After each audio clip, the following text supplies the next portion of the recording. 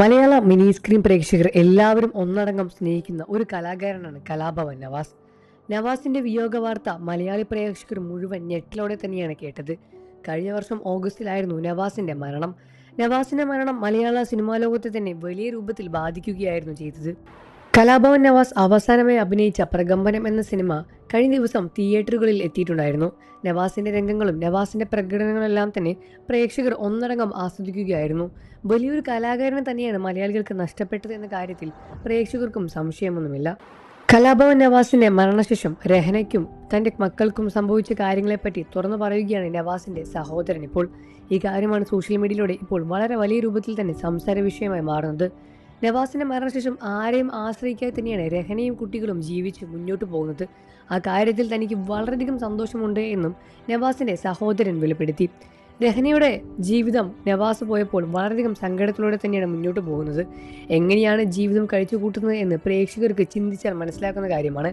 നവാസും രഹനയും അത്രമേൽ സ്നേഹിക്കുന്ന ആളുകളായിരുന്നു.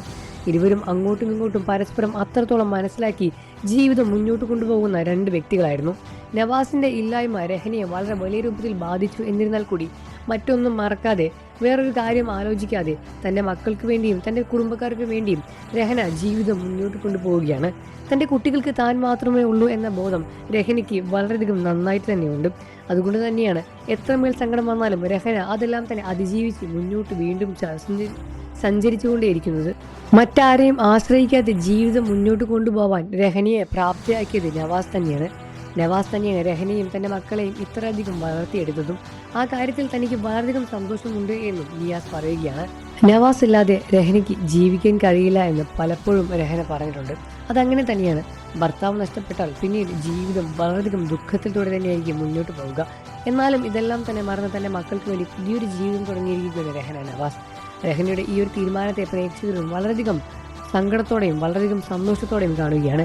കാരണം രഹന ഇത്രമേൽ കഠിനമായ അവസ്ഥയിലും തൻ്റെ മക്കൾക്ക് വേണ്ടി ജീവിതം മുന്നോട്ട് കൊണ്ടുപോവുകയാണ്. ഈ കാര്യമോർത്ത് സങ്കടമുണ്ട് എന്നിരുന്നാൽ കൂടി സന്തോഷത്തോടെ തന്നെയാണ് പ്രേക്ഷകരും കാണുന്നത്. ഈ വിഷയത്തിൽ നിങ്ങളുടെ അഭിപ്രായം എന്താണെന്ന് വീഡിയോയ്ക്ക് താഴെ കമൻറ്റ് ചെയ്ത് പറയുക. വാർത്തകളും വിശേഷവും എത്രയും പെട്ടെന്ന് അറിയാൻ നമ്മുടെ വീഡിയോ ഒന്ന് ലൈക്ക് ചെയ്ത് ചാനൽ ഇപ്പോൾ തന്നെ സബ്സ്ക്രൈബ് ചെയ്ത് സപ്പോർട്ട് ചെയ്യണേ ഫ്രണ്ട്സ്.